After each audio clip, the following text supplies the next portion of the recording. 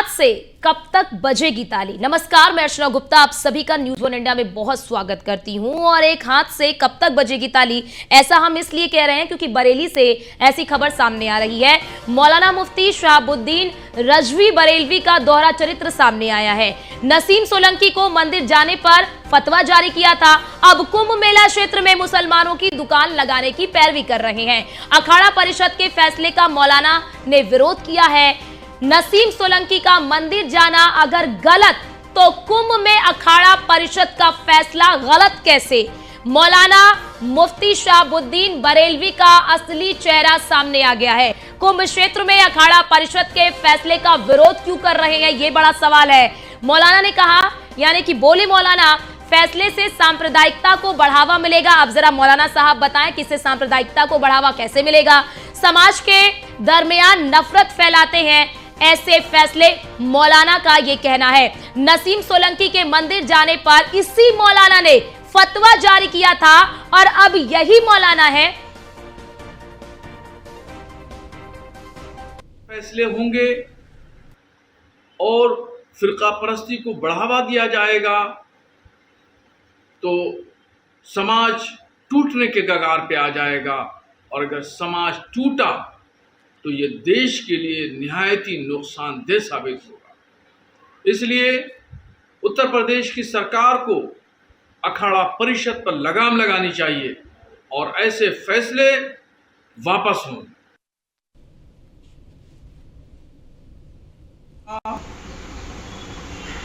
नजरिया है ला इलाहा इल्लल्लाह मुहम्मदुर रसूलुल्लाह, नहीं है कोई माबूद सिवाय अल्लाह तबारक व तआला के, यानी पूजने के लायक सिर्फ खुदा है। और मोहम्मद रसूलुल्लाह सल्लल्लाहु अलैहि वसल्लम अल्लाह के आखिरी नबी और रसूल हैं। इस्लाम में मूर्ति पूजा हराम है। कोई भी शख्स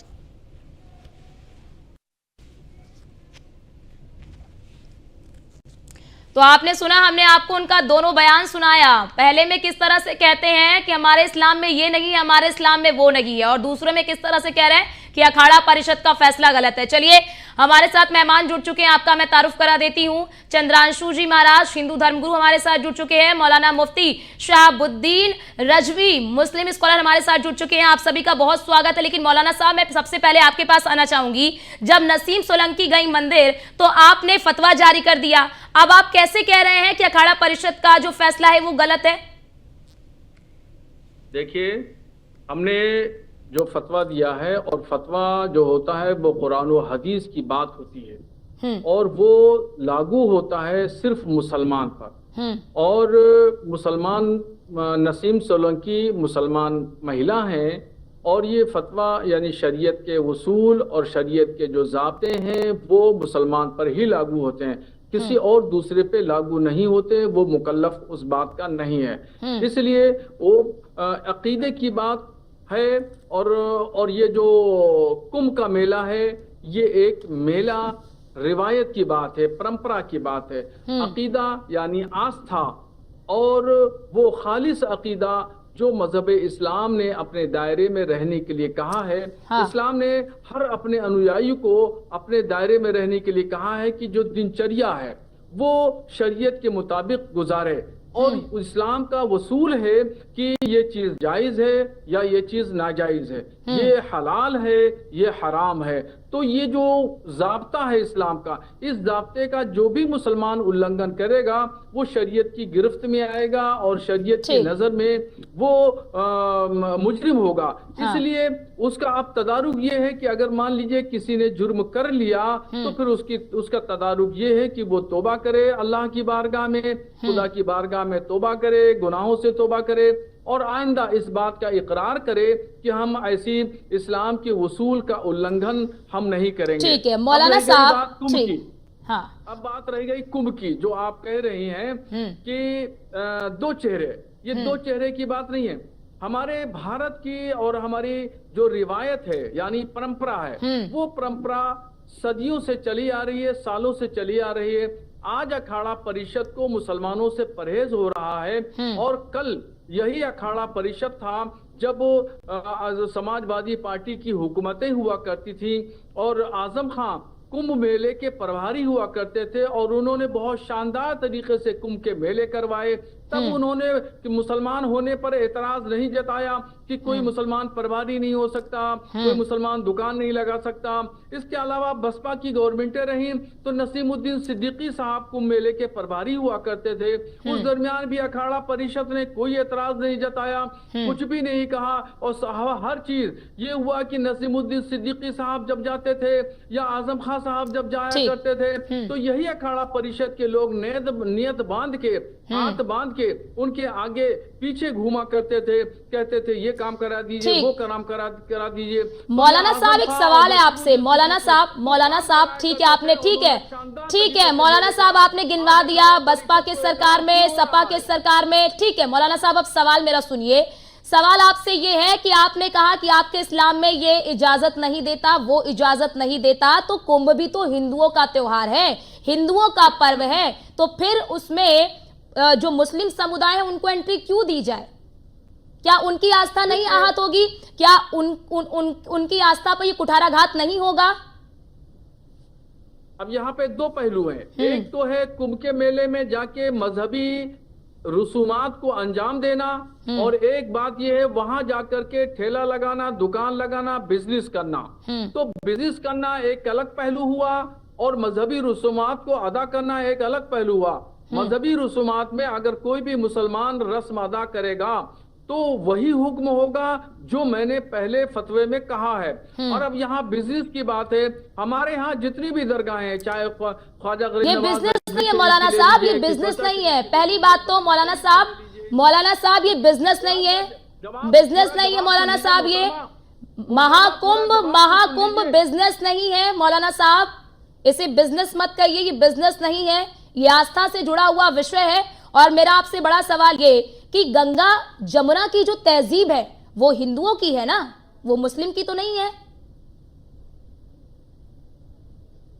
ये देखिए आज ये सवाल क्यों पैदा हो रहा है। गंगा जमुनी तहजीब का जो उदाहरण है, ये मिसाल सबसे ज्यादा मुसलमानों ने पेश की है और हमेशा पेश करते रहे हैं। 1857 की तारीख की आजादी देख लीजिए, वहां से लेकर के 1947 तक की तारीख देख लीजिए। हिंदुओं के साथ शाने से शाना मिला करके, कांधे से कांधा मिला करके देश की आजादी में मुसलमानों ने योगदान अदा किया, किरदार अदा किया। इससे बड़ी मिसाल गंगा जमुनी तहजीब और इससे बड़ी मिसाल भाईचारे की और क्या पेश की जा सकती है। हमेशा मुसलमानों ने बढ़ चढ़ करके आगे हिस्सा लिया है और भारत के कल्चर को बचाया, यहाँ की तहजीब को मुकद्दस माना और शाने से शाना से मिला करके हर आंदोलन को हिंदुओं के साथ मुसलमानों ने कलीदी किरदार अदा किया, खास भूमिका निभाई। तो आपका ये सवाल का जवाब का सवाल यहाँ कुंभ मेले में भेजा है कि देखिए ये जो है वहां पर बहुत सारी दुकानें लगती हैं, मेला ठेला लगता है, बहुत सारे लोग खरीदारी करते हैं, तो वो खरीदारी करने वाले, दुकान लगाने वाले मुसलमानों को कैसे मना कर सकते हैं? आपको नसीमुद्दीन सिद्दीकी मंजूर थे, आजम खां मंजूर थे, उस वक्त आपने एतराज नहीं किया।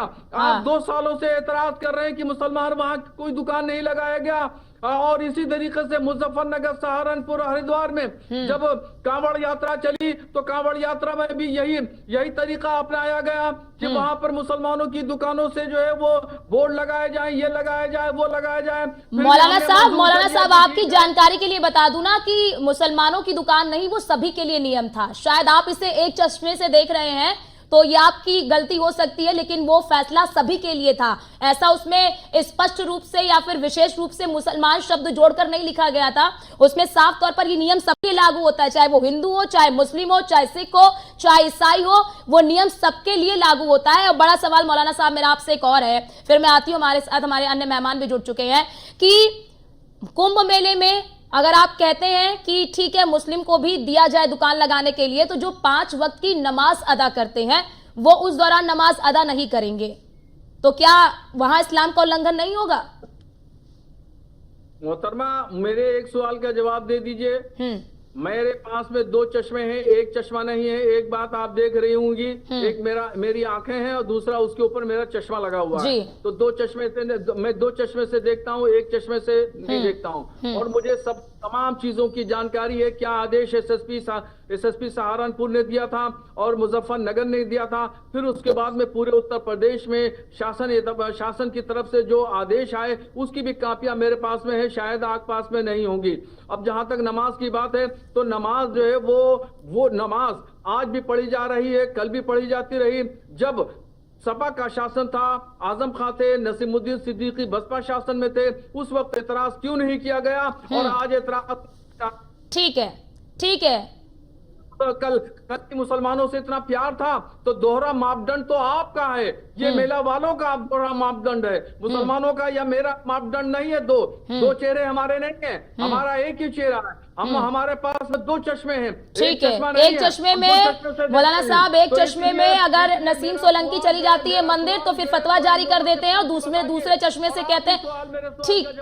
ठीक है मौलाना साहब, हमारे साथ चंद्रांशु जी भी धर्मगुरु जुड़ चुके हैं। चंद्रांशु जी, मौलाना साहब का साफ तौर पर यह कहना है कि पहले ऐसा नहीं होता था, अब ऐसा क्यों किया जा रहा है? मुस्लिमों के साथ ये भेदभाव क्यों? अखाड़ा परिषद के फैसले को वो गलत बता रहे हैं। क्योंकि अभी इनका चेहरा साफ होने लगा है। एक पक्ष चश्मा अगर दो है तो इनको फिर साफ बोलना चाहिए। पहले कभी भी किसी दुकान पर प्लेट लगाने की बात नहीं आई, पर जब ये जूस में यूरिन मिला करके पिलाना शुरू कर दिया तो इन पर प्रश्न चिन्ह खड़ा होना शुरू हो गया।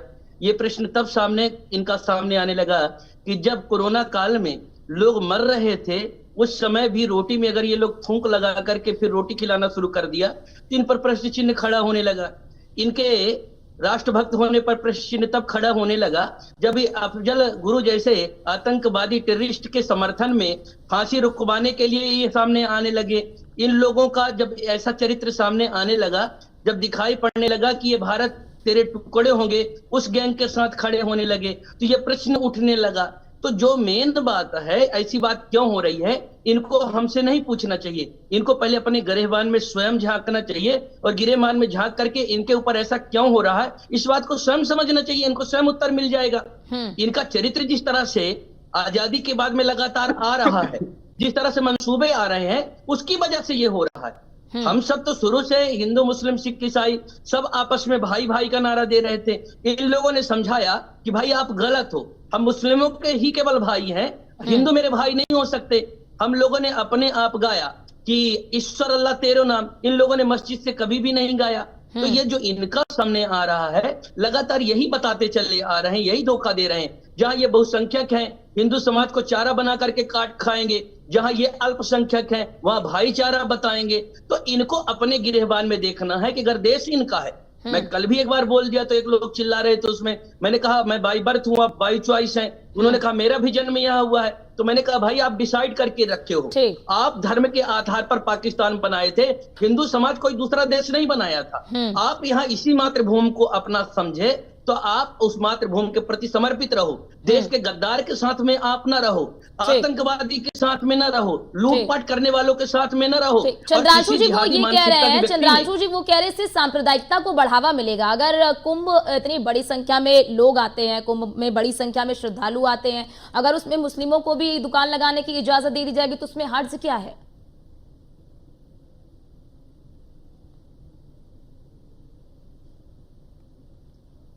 चंद्रांशु जी आवाज आ रही है?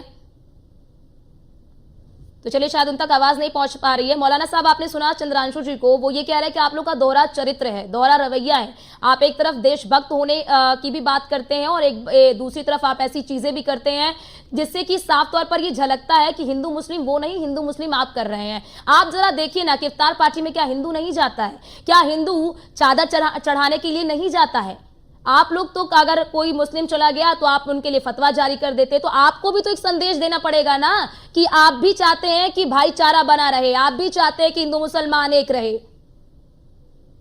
देखिए मैं इनके सवाल का जवाब दे रहा हूँ। इन्होंने जो बातें कही हैं इनसे हमें भारत के मुसलमानों को सर्टिफिकेट की जरूरत नहीं है, देशभक्ति की सर्टिफिकेट की हमें कोई जरूरत नहीं है। सर्टिफिकेट इनको चाहिए, इनको मुबारक हो। और भारत के 30 करोड़ मुसलमानों को कोई सर्टिफिकेट नहीं चाहिए। पाकिस्तान से ज्यादा मुसलमान आजादी के साथ भारत में रहता है, पाकिस्तान से ज्यादा मजहबी रसूमात हिंदुस्तान में अदा करता है। यहाँ हर एतबार से हर एतबार से हमें संविधान ने आजादी दी है, चाहे मजहबी हो, सियासी हो, समाजी हो, ये संविधान ने इजाजत दी है हर एक को। हमें इनसे किसी सर्टिफिकेट की या किसी चीज की हमें कोई जरूरत नहीं है। इनको इतिहास नहीं पढ़ा है इन्होंने, इतिहास के जानकार नहीं है। इनको इतिहास पढ़ना चाहिए कि मुसलमानों का इतिहास। हमको भी आपकी शिक्षा की जरूरत नहीं है। हमको भी आपकी शिक्षा की जरूरत नहीं। बिल्कुल नहीं बोला हूँ मिस्टर। ठीक है मौलाना साहब आप बोलिए। चंद्रांशु जी आपके बीच में नहीं बोलेंगे। ठीक है मैं हूँ मौलाना साहब, आप बोलिए। मैं आपको बोलने नहीं दूंगा। ठीक है आप बोलिए। बोलेंगे मैं आपका विरोध। बोलिए मौलाना साहब आप बोलिए। ठीक है डिबेट का तरीका ये नहीं है, डिबेट का तरीका ये नहीं है। ठीक है बीच में आप बोलिए मौलाना साहब, आप अपनी बात पूरी करिए, मैं चंद्रांशु जी के पास आ जाऊंगी। मौलाना साहब वक्त जाया मत करिए, मौलाना साहब वक्त जाया मत करिए। ठीक है आप बोलिए। चंद्रांशु जी नहीं बोल रहे। मैं भी बीच में मौलाना साहब मैं PhD हूँ, आपके मदरसे में पढ़ने की मुझको जरूरत नहीं है। नहीं ऐसे नहीं होता ये नहीं। एक टाइम पे एक लोग।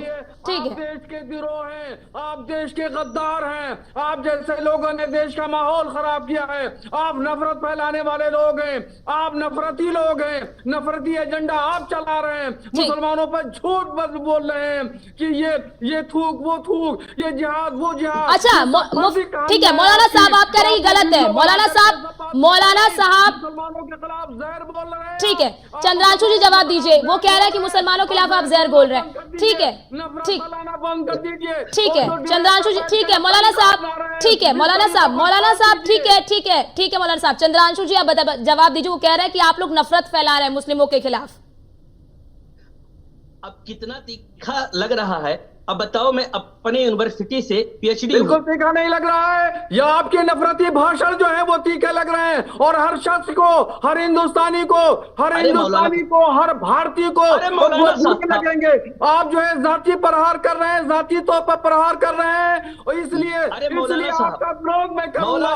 आप जिस वक्त भी जितना बोलेंगे मैं ऐसा ही बोलता रहूंगा, चाहे मेरी आवाज बंद कर दीजिए। नहीं मौलाना साहब आवाज कोई नहीं बंद कर रहा।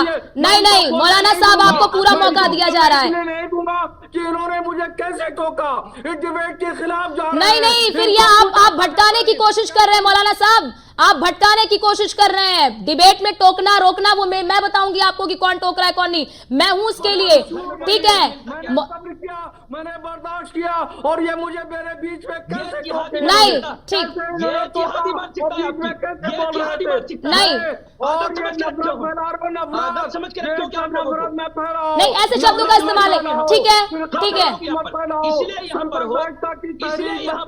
है अच्छा ठीक है मौलाना साहब मेरा आपसे सवाल है। ठीक है आंदोलन चलाओगे, ऐसे दूध की भीख मांगने के लिए संविधान के बल पर नहीं चलते। तीसरा सबसे बड़ा भीख मांगने के लिए अरब देशों में जाते हैं तुम्हारे लोग भीख मांगने के लिए अरब देशों में जाते हैं। सऊदी अरब में कैसे जाते हैं? ठीक है एक सेकंड बड़ा सवाल। ठीक है दोनों की ओर। ठीक है नहीं ये इन शब्दों का इस्तेमाल बिल्कुल नहीं, नहीं पर्सनल होने की बिल्कुल जरूरत नहीं है। आप दोनों को पर्सनल होने की बिल्कुल जरूरत नहीं है। मौलाना साहब आपसे मेरा सवाल है, आप कह रहे हैं। ठीक है चंद्रांशु जी मैं आऊंगी आपके पास। मौलाना साहब आपसे मेरा बड़ा सवाल ये है। ठीक है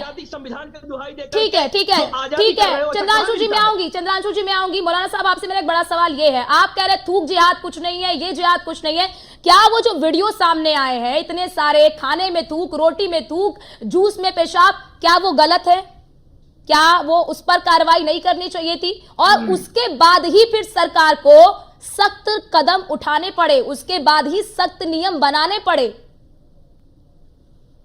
देखिए डिबेट का तरीका ये नहीं है। अगर ये बीच में मेरे बोलेंगे नहीं बोलेंगे, बिल्कुल नहीं बोलेंगे। आप बोलिए। मैं कंटिन्यू बोलूंगा, मैं फिर बोलने नहीं बिल्कुल नहीं बोलेंगे। आप बोलिए, आपको पूरा समय है, अपनी बात रखिए। मेरी आवाज बिल्कुल बंद कर दीजिए। नहीं मौलाना साहब हम न्यूज़ 1 इंडिया किसी की आवाज को बंद नहीं करता है। ठीक है डिबेट का तरीका यह है कि जब बात मुकम्मल हो जाए तो आप अपनी बात कह सकते हैं। ठीक आप बोलिए। जो कुछ कहना है आप अपनी बात ठीक है मौलाना साहब अपनी बात रखिए। अगर बोलेंगे तो नहीं बोलेंगे मौलाना साहब, आप बात करिए, वक्त जाया मत करिए प्लीज, बोलिए। मैं वक्त जाया नहीं कर रहा हूँ, वक्त जाया ये कर रहे हैं। ठीक आप बोलिए। देखिए वीडियो में आज कंप्यूटर का में टेक्निकल जमाना है। जदीद नए नए चीज़ें वज़ा की गई हैं। कहीं हो सकता है, मैं इनकार नहीं कर रहा हूँ, मुकम्मल तरीके से मैं इनकार नहीं कर रहा हूँ, मगर कहीं हो सकता है किसी ने ये हरकत की हो, गलत हरकत है, मैं इसकी मजम्मत करता हूँ कि ये गलत है। और जो भी शख्स इस तरह करता है, गलत काम करता है, तो उसके खिलाफ कानूनी कार्रवाई की जाना चाहिए। और मजहब इस्लाम इस बात की इजाजत नहीं देता है। इस्लाम तो सफाई सुथराई की बात करता है। इस्लाम तो ये कहता है कि सफाई ये निस्फ ईमान का हिस्सा है, यानी आधे ईमान का दर्जा रखता है। तो अगर कोई मुसलमान शख्स इस तरह की हरकत करता है वो गलत है, उसकी मैं मजम्मत करता हूँ, उसके खिलाफ कानूनी एक्शन लिया जाना चाहिए। ठीक है मौलाना साहब, आपको रोकना चाहती हूँ। हमारे साथ हमारे ब्यूरो चीफ अनुरोध जी भी जुड़े हुए हैं। अनुरोध जी, जिस तरह से अब ये कहा जा रहा है, मौलाना साहब की तरफ से ये कहा गया है कि अखाड़ा परिषद का जो फैसला है वो गलत है, लोगों की क्या प्रतिक्रियाएं हैं?